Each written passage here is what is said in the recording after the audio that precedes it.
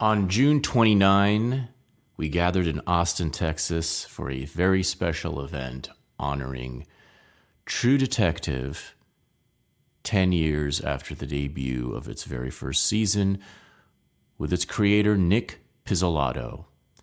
The event was organized by my friends at the Temple of Friendship podcast, and it was at this beautiful venue, this old kind of mansion in Austin.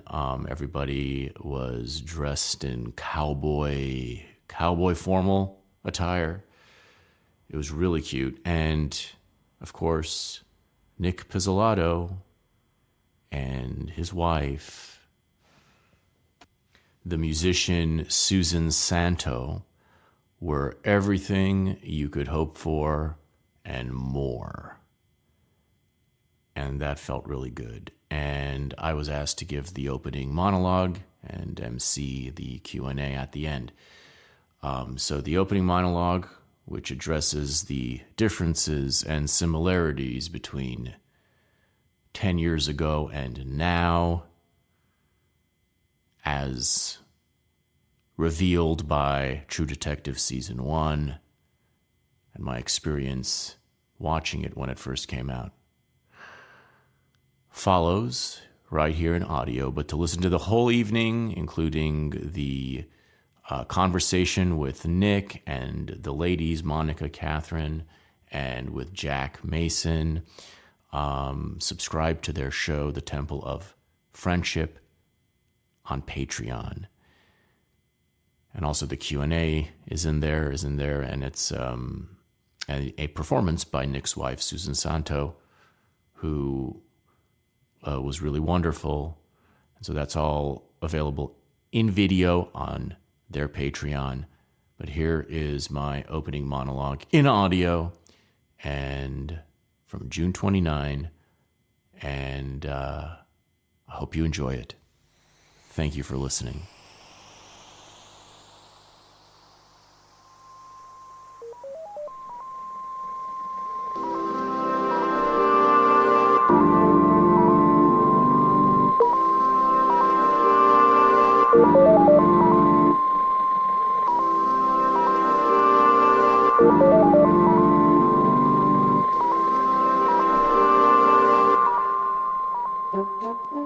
Hey everyone, it's your host Alec Mohibian with a quick note before we begin. Filthy Armenian Adventures is an interdimensional travel program that takes you deep into the cultural mysteries of our strange and interesting times. In search of truth, in search of gold, in search of lost friends and unsung heroes, in search of John Galt's motor. The show is supported entirely by patrons at patreon.com/filthyarmenian. Patrons get access to twice as many adventures, including the most intimate and scandalous ones, plus regular 5 to 15 minute smoke break mini episodes on movies, shows, and topics of the urgent moment. Patrons also get first dibs on our next live event. The first two were a smash. It's very easy to keep Filthy Armenian Adventures alive. You can still listen to the premium feed on Apple or Spotify or your favorite app, and you can do so with the pride that you're putting a little bit of money where your soul is. More patrons means more landmarks, more hotspots, more secret locations, and forbidden territories around the world, and the world that is Los Angeles, our apocalyptic headquarters. It means we'll be able to track down more enchanting figures in the landscape and dare them to abandon their masks. Patreon.com/filthyarmenian. Gracias for listening, and enjoy the show.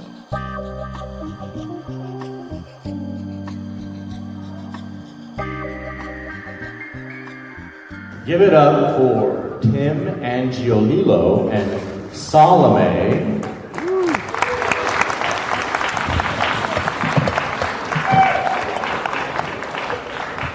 Gracing Austin, Texas with the high octave, low BMI sounds of Times Square.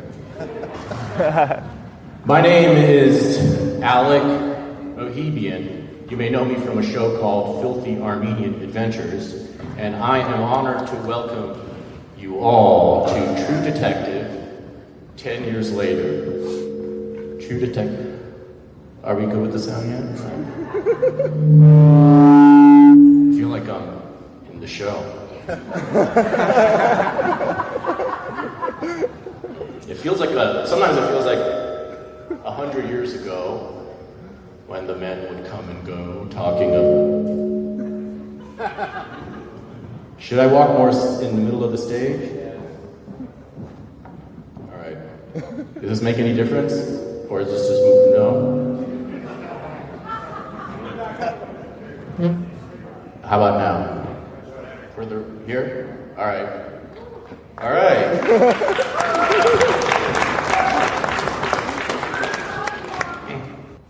Good? All right. Let's try that again.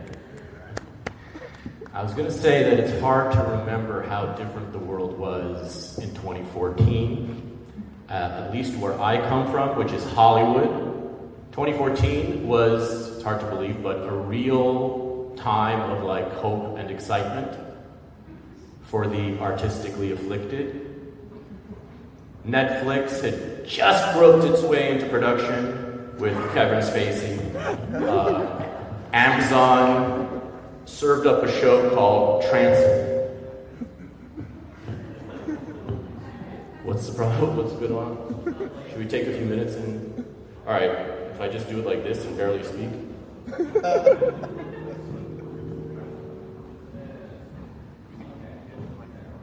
Yeah? But it's still reverbing. It's still reverbing.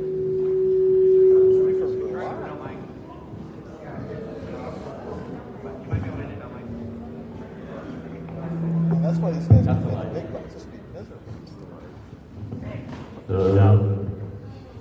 What? All right, what about now? Is this good? Okay. All right. Okay, sweet. So I was saying, Amazon had just served up Transparent with Pariah the Tambor. Streaming and cable were off to the races. Everyone was looking for the next Mad Men, the next Louis, Girls, Breaking Bad. Money was flying around. And since they did not yet have the data to build their maximum security algorithms, some of that money was going to actually creative people with real ideas. Even dead white men like me, cis hetero, cis homo, all the cisses. Even for people like me, a certain weight had been lifted in 2014 from the long impending doom of literature and cinema by the promise of a cultural afterlife known as prestige TV. Nevertheless, the jury was still out in January 1 of 2014. Old heads were still skeptical of how much prestige TV actually deserved.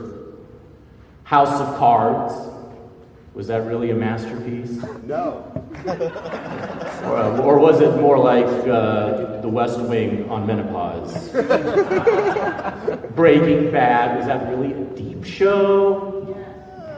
Or was it more like a fiercely stylish, when's he gonna die thriller?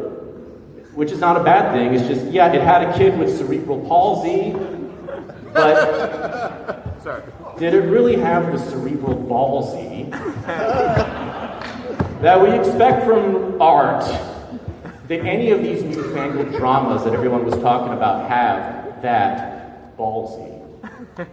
Or were they really pretending to, with brooding cinematography, offbeat pacing, chicly morbid storylines, and complicated female characters with agency who never talk about men in their absence? The jury was still out in January of 2014 until a new HBO series announced itself as I drove east on Sunset Boulevard and looked up at that huge billboard looming over Eurotrash Plaza. From that billboard and the first couple of episodes, it was already clear that this new show meant business. For one thing, it meant show business at a major level. 2 big movie stars. Before that was a common thing on TV. Spectacular photography.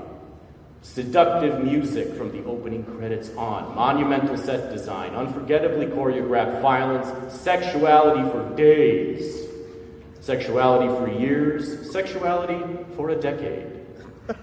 Little did we know, watching season 1, that for many of us, those would be the last pair of life-affirming titties we'd ever see again. On screen or off.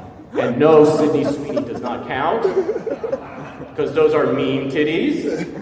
You can't cling to Sweeney titties like guns and religion, because they're meta titties. They're titties about titties. If Richard Ananya has written a Substack about your titties,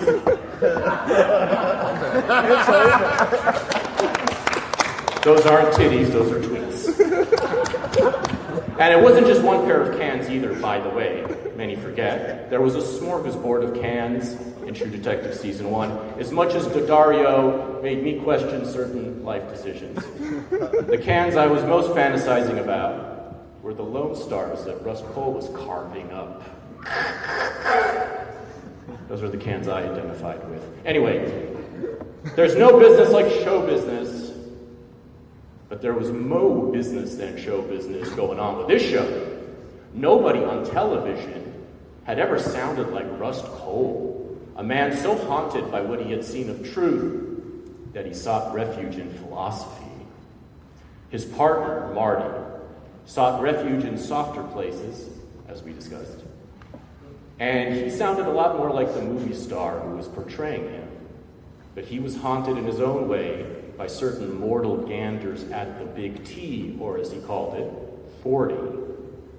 These weren't just detectives, they were true detectives. They weren't unraveling some clever galaxy brain PDF crime. They were up against something more like the original crime. Just wasn't an escapist romp about hunting down a killer. It was a visceral tale about two men confronting what Muddy Waters called the truth with two F's.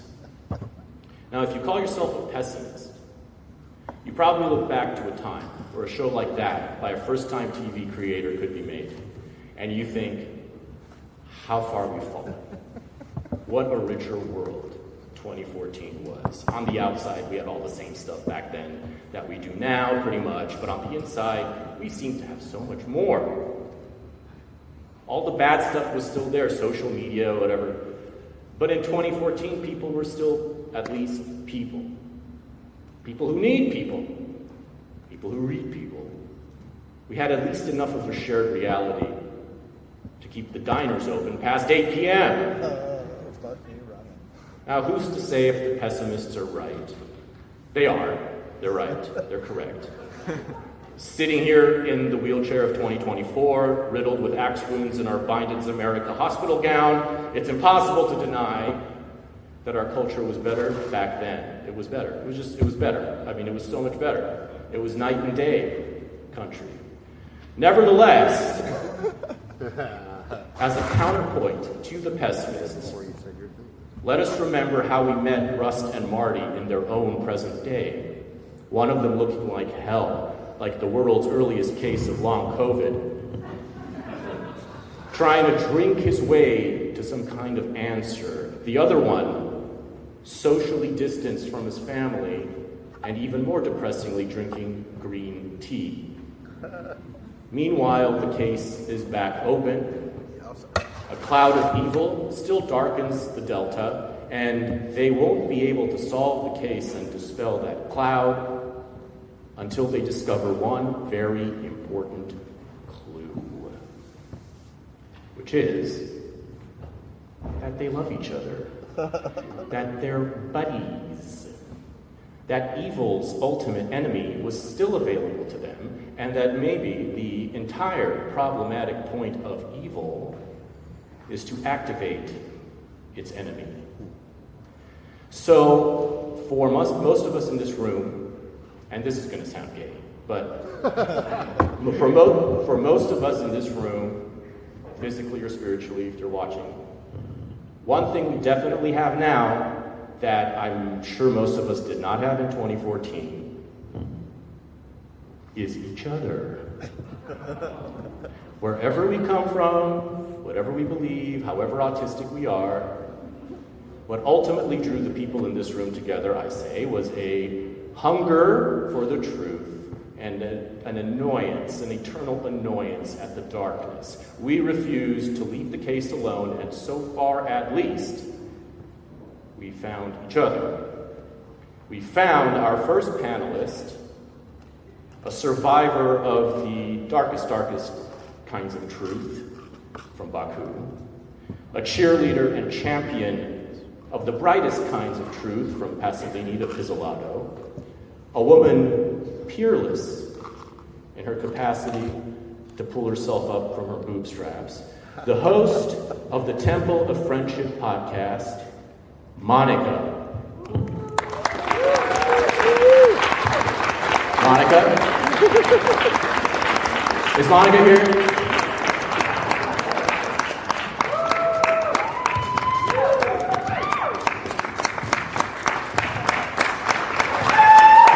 Monica. We found an intrepid explorer of the truth in all its esoteric hiding places, a cat afraid of no dark alley, a scholar afraid of no musty spell book, a mermaid afraid of no dam, see her piece in the new issue of our sponsor, I Am 1776. Co-host of the Temple of Friendship podcast, Catherine Sulpizio.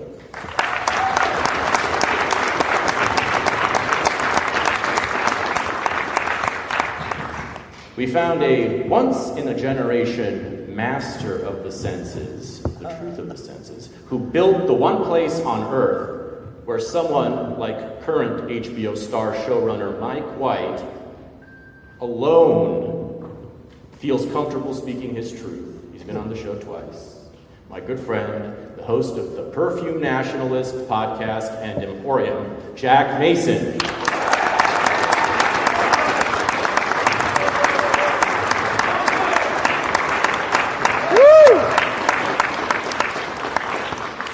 And somehow or another, we found the man of the hour, the author of the novel Galveston and the story collection From Here to the Yellow Sea. He just wrapped his first feature film starring Al Pacino and Vince Vaughn, set in Las Vegas. It's called Easy's Waltz. Keep your eyes out for it in the months ahead. He's also got a new innovative cop show in the works at Netflix. Please welcome the creator and writer of True Detective, Mr. Nick Pizzolatto.